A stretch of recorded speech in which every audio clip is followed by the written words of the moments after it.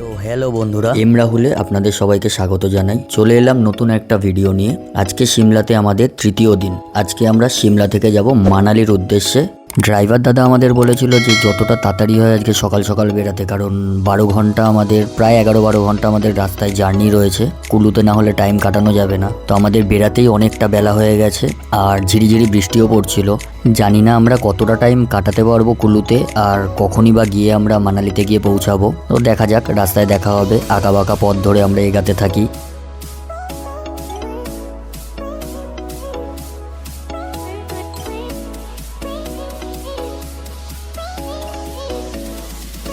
ঘন্টা 2-3 যাওয়ার পরে ড্রাইভার দাদা আমাদের বলল যে আজকে লাঞ্চ করতে করতে আমাদের বিকেল হয়ে যাবে, আর হোটেলে ঢুকতে ঢুকতে সন্ধ্যা। তাই রুমে গিয়ে আজকে আমরা টাইম পাবো না বেশিক্ষণ আড্ডা দেওয়ার বা গল্প করার। তাড়াতাড়ি আমাদের আজকে ডিনারটা সেরে নিতে হবে। রুমে যাওয়ার সাথে সাথেই ফ্রেশ হয়ে সবাই ডিনার করতে চলে এলাম, কারণ কাল সকালবেলা অনেক ভোরবেলায় উঠতে হবে আমাদের। খাবারের কোয়ালিটি এখানে বেশ ভালোই ছিল। গুড মর্নিং বন্ধুরা, আজকে হচ্ছে আমাদের চতুর্থ দিন। আজকে দিনটা হচ্ছে আমাদের কাছে খুব স্পেশাল, কারণ হচ্ছে যেই কারণে আমাদের মানালিতে আসা। আজকে হচ্ছে সেই সোলাং ভ্যালি অটল টানেল যাব।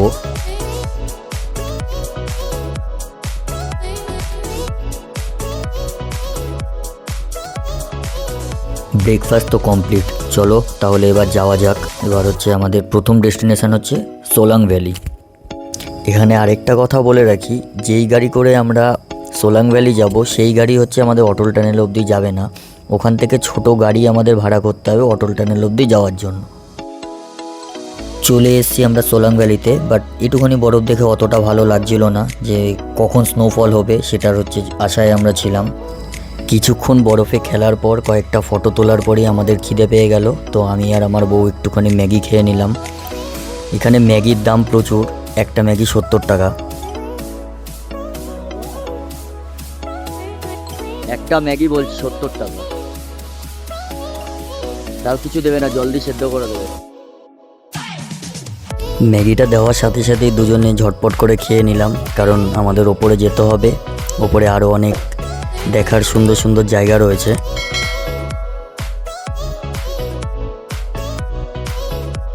এইগুলো হচ্ছে ইয়াক।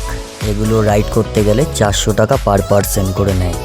তো আমার প্রচণ্ড ভয় লাগে। গ্যাংটকে একবার আমাদের একটা বন্ধুকে তাড়া করেছিল, তারপর থেকে প্রচণ্ড ভয়ের জিনিস একটা। তাই আমরা কেউ ওঠার সাহস করিনি। কিছুটা ওপরে আসার সাথে সাথে এই ঝিরিঝিরি বৃষ্টি হচ্ছিল। তো আমি আমার বউকে বলি যে এবার মনে হয় একটা স্নোফল হওয়ার চান্স রয়েছে। তো যদি স্নোফল না হয় তাহলে এখানে বসে ধ্যান করব। স্নোফল ভগবানকে দিতেই হবে, না হলে আমি এখান থেকে যাচ্ছি না। আমরা এদিকে একটু পাইচারি করছিলাম, আর ওদিকে আমাদের বাকি টিম মেম্বাররা ওরাও খাওয়ার জন্য অপেক্ষা করছিল। ওরাও কিছু খাবার দাবার অর্ডার করে ওখান থেকে, ম্যাগি, মোমো। ওপরে এসেও সেম দাম। ফুচকা হচ্ছে 4টে ফুচকা 60 টাকা। বরফে একটু হাঁটাহাঁটি করে সবাই খুব ভুকা, দেখেই বুঝতেই পারছো যে প্রচণ্ড খিদে পেয়েছে সবার।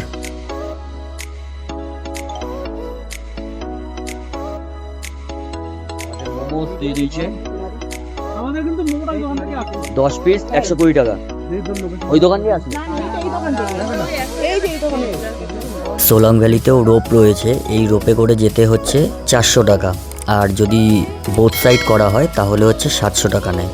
তো আমরা রোপে করে যাইনি, এখান থেকে একটা ছোট গাড়ি ভাড়া করেছিলাম, যেটা পার হেড 1000 টাকা করে নিয়েছিল। বলেছিল আমাদের অটল টানেল ঘুরিয়ে সিসু পর্যন্ত নিয়ে যাবে, আর সিসু থেকে ঘুরিয়ে আমাদের এই সোলাং ভ্যালিতেই এসে ছেড়ে দেবে। অটল টানেল অবধি আমরা যেতে পারিনি, কিন্তু মানে মাঝ পথেই আমরা যেটার আশায় এসছিলাম সেটা আমরা পেয়ে গেলাম। সেই স্নোফল, হেভি স্নোফল হচ্ছিল। আমি তো ঠান্ডা আর কিছু আমার তখন শরীরে লাগছিল না। জানলা থেকে আমি মুখ বার করে হচ্ছে মানে যতটা ঠান্ডা খাওয়া যায় আমি খেয়েছি, মন ভরে ঠান্ডা খেয়েছি।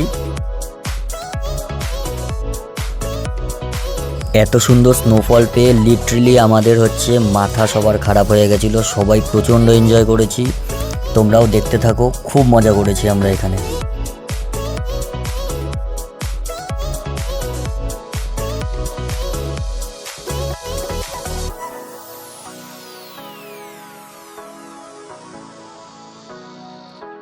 দেখতে দেখতেই আমরা সেই জায়গায় এসে পৌঁছালাম, অটল টানেল। তো ড্রাইভার দাদা বলল যে এখানে দাঁড়াবে না, সিসু হয়ে ফেরার পথে এই জায়গাটায় দাঁড়াবে, কিছুটা টাইম স্পেন্ড করা যাবে এখানটায়। তো আমরা সেই মতো আমরা হচ্ছে সিসুর দিকেই এগালাম।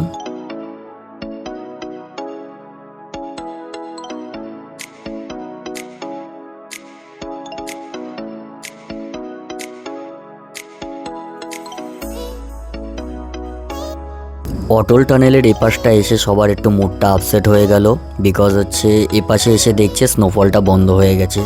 তো কোনো ব্যাপার না, এত বরফ দেখেছি, এতটা স্নোফল, এতটা রাস্তা পেয়েছি, এটাতেই আমরা খুব খুশি হয়েছি।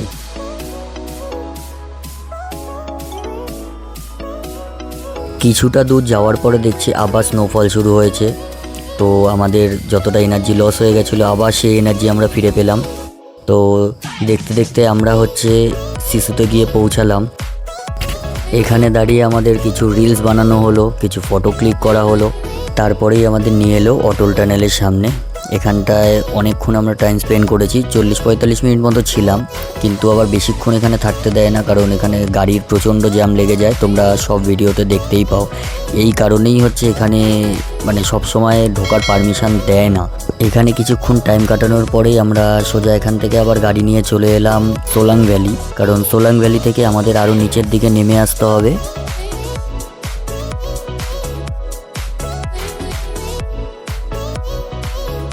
আজকে আমাদের আরেকটা জায়গায় ভিজিট রয়েছে, সেটা হচ্ছে সোলাং ভ্যালি থেকে আমরা যাব হিডিম্বা দেবী টেম্পল, যেটা হচ্ছে বলিউড একটা সিনেমায় শুটিং হয়েছিল না, ইয়ে জাবানি হ্যায় দিওয়ানি, সেইখানটায় আমরা যাব। কিন্তু বৃষ্টির কারণে এত বৃষ্টি হচ্ছিল, যেই কারণে আমরা ভালো মতো সেই জায়গাটা দেখতেও পাইনি। জাস্ট কোনো মতে আমরা একটুখানি ঘুরে আসলাম।